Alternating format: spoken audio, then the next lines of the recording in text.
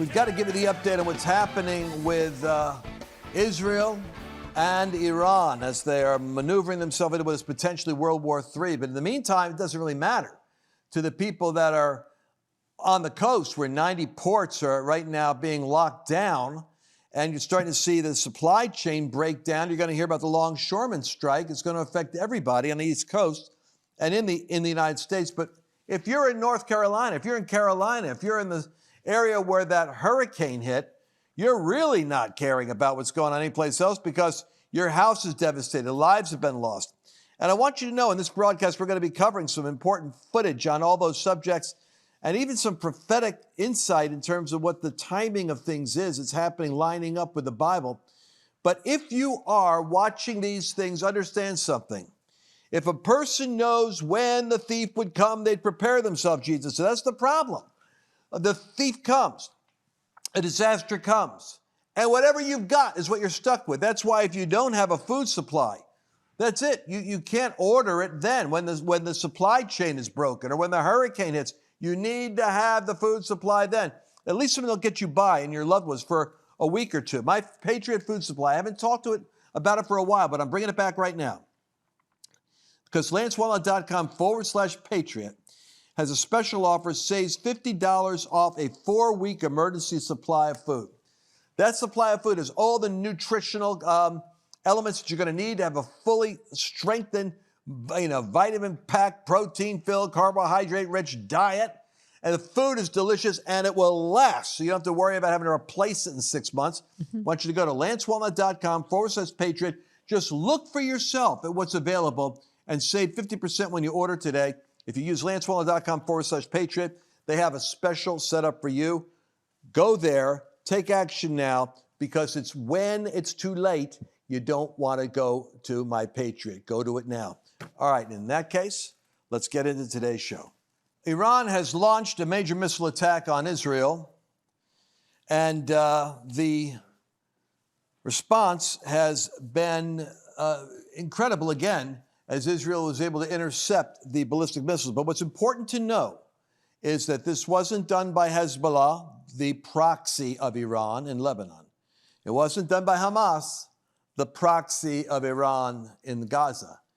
It was directly Iran itself responding to the successes of the attack of Israel, which even culminated in the assassination and taking out of the head of Hezbollah last Friday, their terrorist leader Nasrallah, which it would be like taking Osama bin Laden out of Al-Qaeda. He was the military, political, and ideologic catalyst. Too much power for one individual, and taking him out.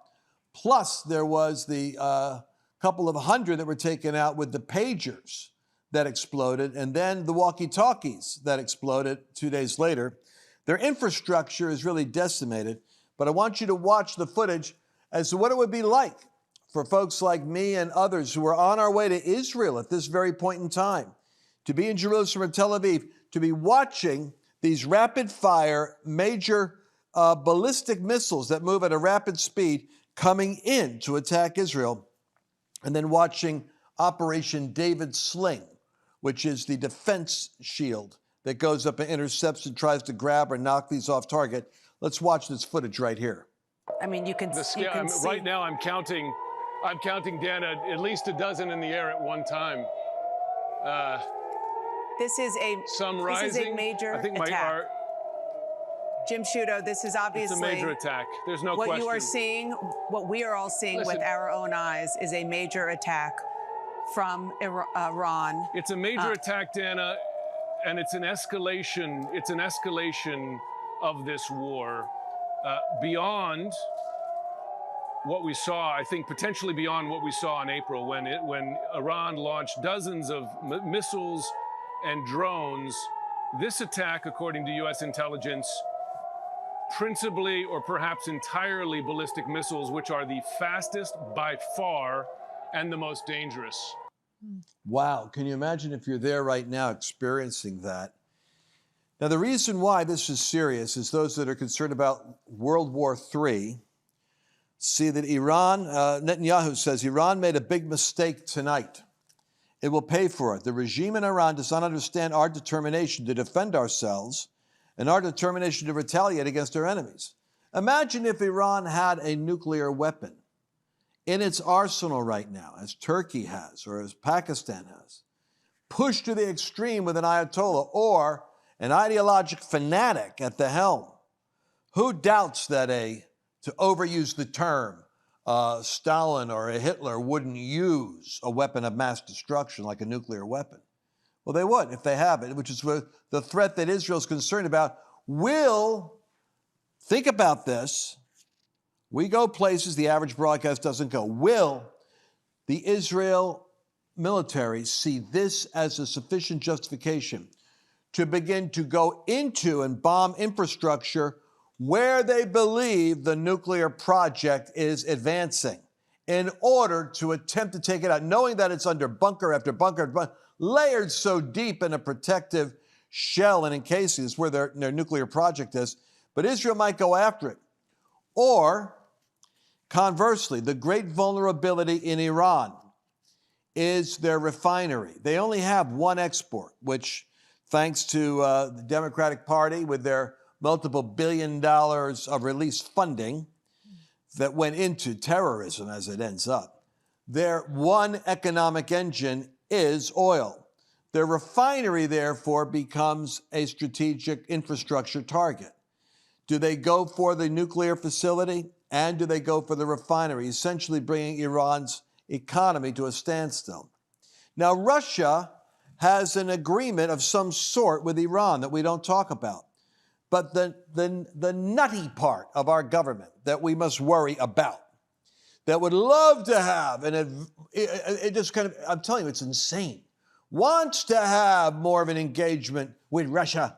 We don't want to see Russia coming to the side of Iran, providing guarantees for its protection, because that pushes the envelope for the U.S. to get involved. Now you have Israel and Iran bringing their proxy partners in, Russia and the United States. And then you have what?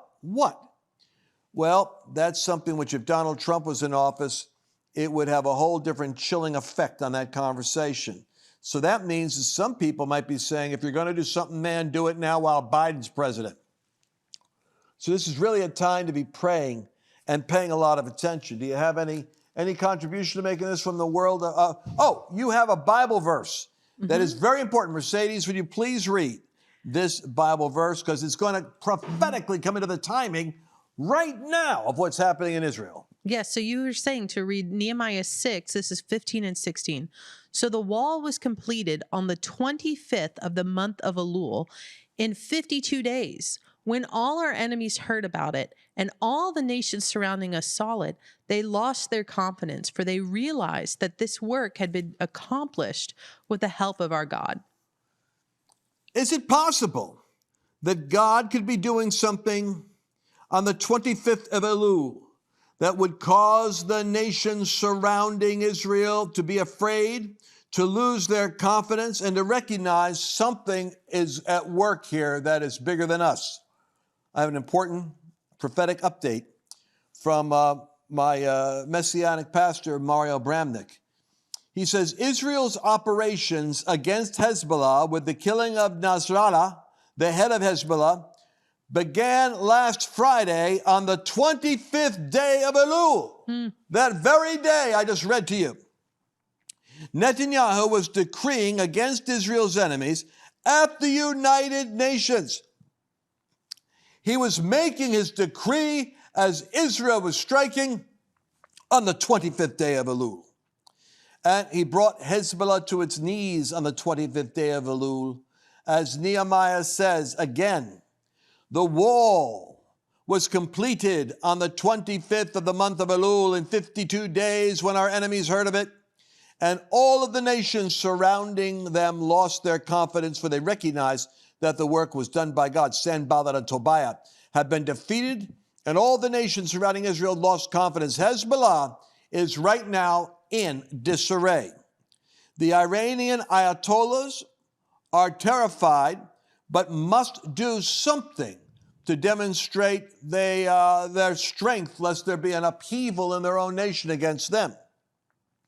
in spite of the opposition of the Biden administration, international pressure, the United Nations, the International Criminal Court, Iran, Hamas, Hezbollah, on the 25th day of Elul, God's wall of protection over Israel was completed, and Israel's enemies heard of it, and the nations surrounding Israel saw it, and they lost their confidence. They recognized the work that has been accomplished with the help of Israel's God is the only way that can be done. It's time to see the tipping point of victory. And in America, let us see this.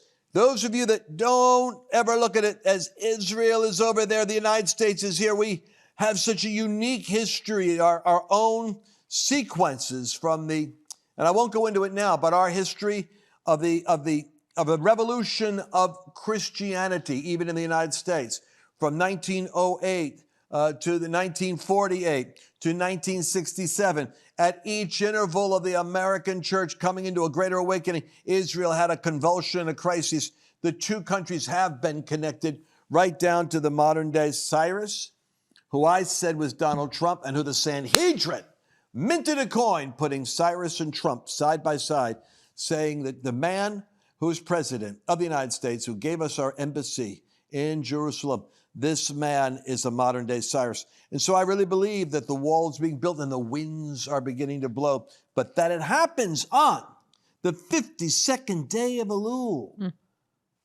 My friends, how can you explain that? The Nehemiah project, God raising up sovereign nations and building sovereign nations, sheep nations, preserving nations.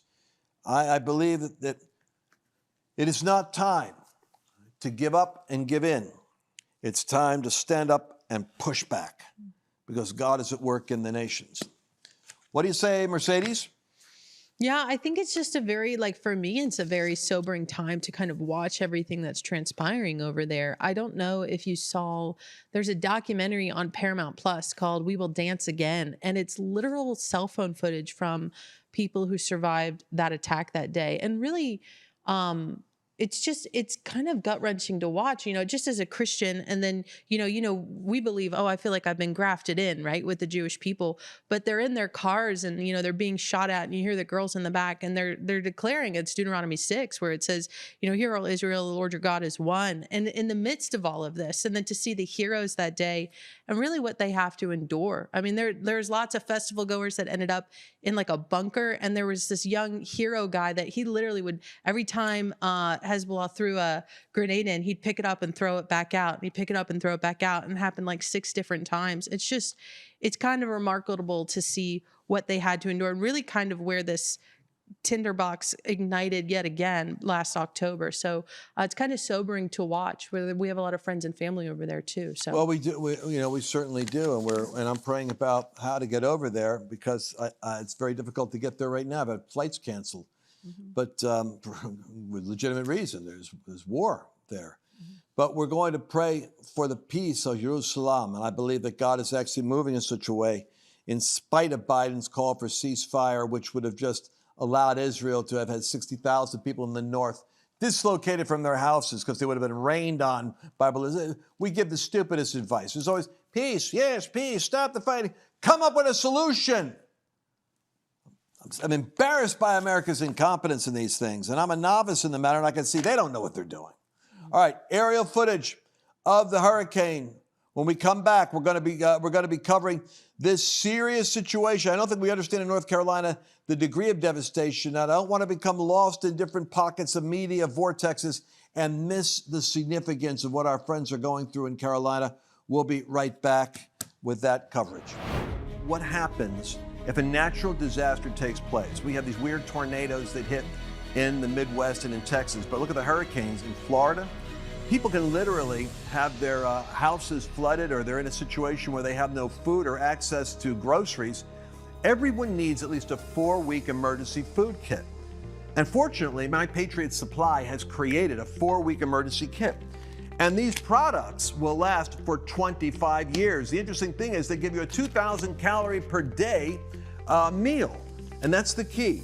Delicious and 2,000 calories a day, because that's what you're going to need to sustain yourself for 4 weeks in a crisis. We had a winter freeze here in Texas, of all places. And we had a couple of days where we had no electricity. I'm telling you something. This makes a huge difference. Mushroom rice pilaf, fluffy rice and mushrooms, seasoned with red wine and herb. And then how about starting the day off? Maple Grove oatmeal, old-fashioned oats, maple flavoring with a pinch of brown sugar. This is what you want to do. 4-week emergency food kit, and that's just for you. Think about your children. Guarantee somebody around you is going to need help. You're going to want to at least have the 4-week emergency kit. Go to lancewallnau.com/patriot. Use that link, and you're going to get a special discount on their special 4-week emergency kit promotion.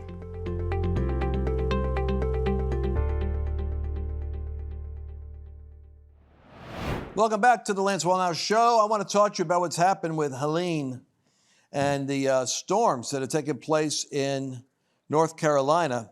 And let's go ahead and play video 6, guys. I'll just talk over it. I don't think we understand. This is almost like the deluge that happened in Genesis. This is a strange phenomena. Let me try to explain to you something you haven't heard yet. More than 40 trillion gallons of rain drenched the southeast United States in the last week with that Hurricane Helene. And that's enough to fill the Dallas Cowboys Stadium 51,000 times. It's like taking Lake Tahoe and dumping it out. If it was concentrated just in the state of North Carolina, that much water would be 3.5 feet deep. It's enough to fill more than 60 million Olympic-sized swimming pools. That's the entire scope of that hurricane, what it did. But the flood damage from the rain is apocalyptic. Meteorologists said more than 100 people are dead. And what makes this so strange is several meteorologists said that it's a combination of 2, maybe 3 storm systems. Before Helene struck, rain fell heavily for days because of a low pressure system that had been cut off from the jet stream. But what I want to talk about is, you're that on a podcast, obviously you're not seeing this. That's why I'm giving you the descriptions of this. But the water that came in, parked along North Carolina's Atlantic coast, dumping as much as 20 inches of rain into that area. And the reason why I'm interested in this, play video 7 while I'm talking, is that the flood that took place, this guy's opening his door, right? Like, let's go out front and see what's there. And you're in the middle of a river, like the Mississippi River. It's all mud. It's muddy water. It's brown water. And it's moving at such a rapid pace that if you went out there, you'd be swept away like almost like a riptide. Now, let me throw something out there. My super conspiracy-oriented friends, who are not, by the way, unintelligent, believe that weather patterns, extreme weather patterns, can actually be manipulated, that the government now has some type of NASA-level technology that can create weather patterns. And one of them went so far to say that he's got a friend of his who can actually call in specifically a request, it's going to sound weird, for snow when he wants it. And he gets it. And so, and that's just in like a local area with a certain mountain. But when he needs it, it could be dry, but he'll get the snow 24 hours before he wants to go out. So I do not know the extent to which that is true. I'm only bringing it up because I'm always amazed at the power of technology and trying to catch up with what it can actually do. It's like artificial intelligence. We underestimate where technology can go. I'm only saying that it seems strange that the swing states are the places that are right now in the last 40 days, in each in their own way, having their own problematic experience. So for instance, Arizona just discovered the equivalent of 20 inches of water landing in it in the form of 280,000 erroneously registered voters. Now, mind you, a state that can determine the president by 10,000 votes, or historically 15,000 votes, to have 280,000 votes that they don't know accidentally, they authorized people that shouldn't even be voting, and they got it. And the worst part is we can't sort it out in 30 days. It's going to take till after the election to figure it out. Arizona, check the box. We got a problem. Mercedes, will North Carolina be impacted by this in terms of, I mean, people have lost their houses, their homes. Yeah. I mean, I'm sure the voting precincts have all been like submerged, destroyed. We're going to have to reroute it all down to other places. You're going to have to go further. Will this affect the possibly the vote? Well, it makes you wonder. I mean, right? We were talking before we came on air. I mean, entire towns are gone. All of Asheville, you can't even get to. It's cut off. I mean, it sounds like thanks to President Trump and Elon, they're just getting Starlink in there. And so, yeah, for certain things like that, you're wondering, wow, well, what's going to happen in the middle of a hotly contested election year? I wonder what's going to happen with that. So they barely have infrastructure just for food and water and taking care of basic necessities.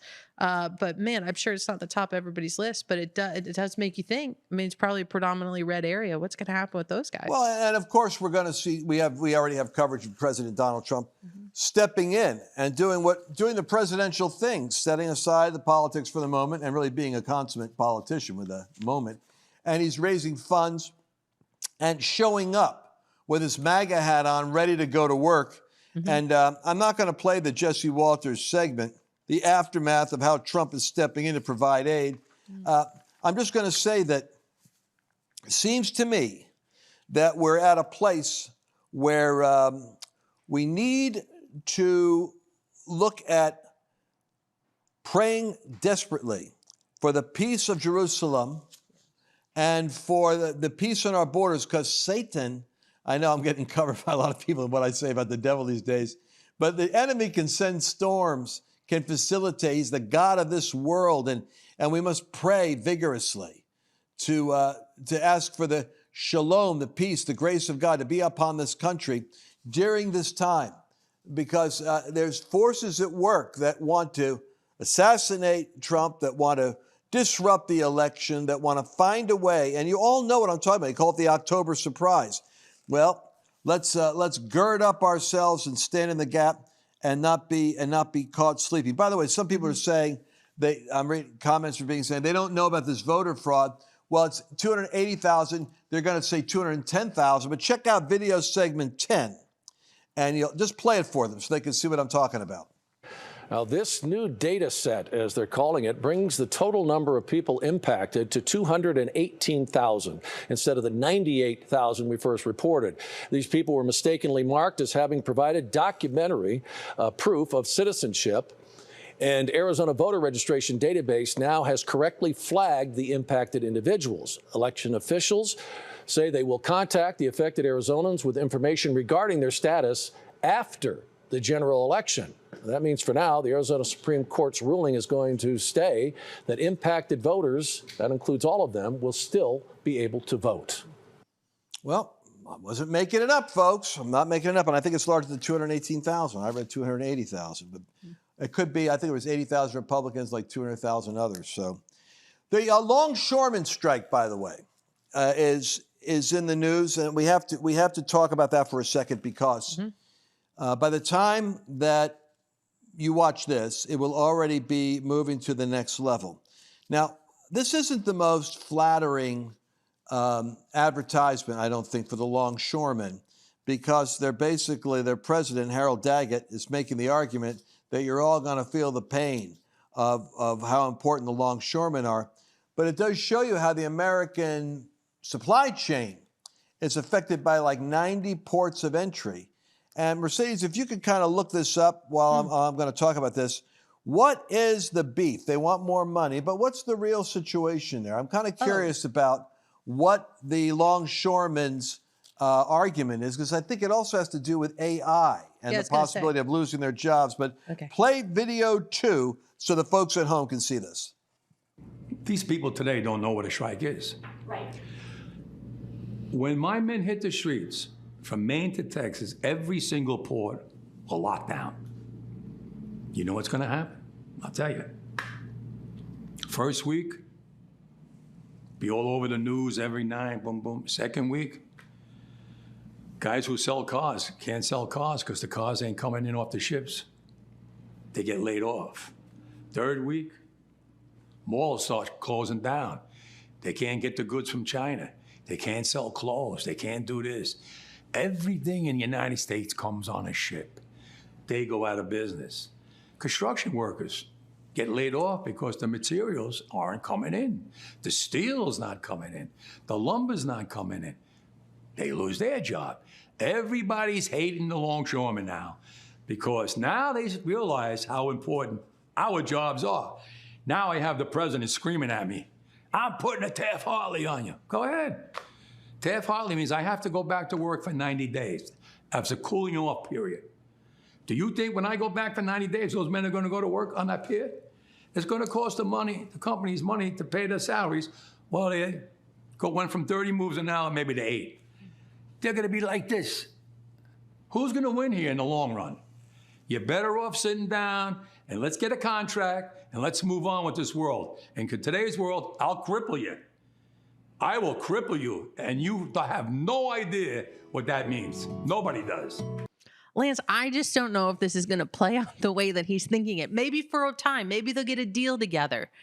But I tell you, I mean, you and I talk about this. There's complete industries being completely rewritten right now. Like they just had didn't the writers and the script writers strike over something really similar, like the concern of AI taking their jobs. Automation, AI is the main thing that they're concerned about here, and job security. And so, you know, we talk about this, but this is kind of on the scale with what AI is doing right now. It's on the scale, Lance, of when we went from horse and buggy almost 100 years ago to cars.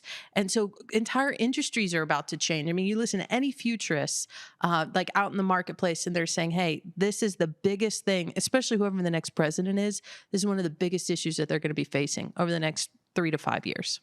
Well, you know, President Harold Daggett, I, as somebody who has been edited by the 60 Minutes crowd out there, I am going to suspend judgment on the full context of everything that you said. But I'll say that the way that they edited that, the American people sound like they are going to pay a price and be hostage to the longshoremen strike, and that even if they're forced to go back to work, they're going to choke America. I don't think that's the PR line that you're actually taking to the American public. I am curious about what the actual argument is, and if it is that automation threatens the employment and security of hardworking men that are working in these ports, if it is that wages are not keeping pace with the times, those are different arguments. But it's amazing, though, how a moment of media can define something one way or the other. And our prayer is that this disruption comes to a closure, and that America is able to get back on its feet. I think Donald Trump, if he was in office right now, he'd be down there doing some negotiating himself and getting this thing going. I want you to take this one segment from my mentor. I went to Bible college, you know, and my first Bible college was with Derek Prince, Cambridge scholar. And he taught me something about spiritual warfare. Where you have strife, where you have division, you might think it's a secular world over here, the spiritual world over here, but it's not like that. Think of it kind of like a chicken pot pie. You've got both mingling together. And so sometimes you're dealing with a spirit that is at work, instigating strife and division, because that's the nature of man being moved upon by the spirit realm. And sometimes you have reasonableness or peace, harmony that can come out. And that's why prayer is for all things, including strikes and wars and even politics. But I want you to listen to my mentor, Derek Prince. Since I've been in the news lately on comments regarding witchcraft, listen to what I learned from him about witchcraft. It's a 1-minute segment. You'll love it.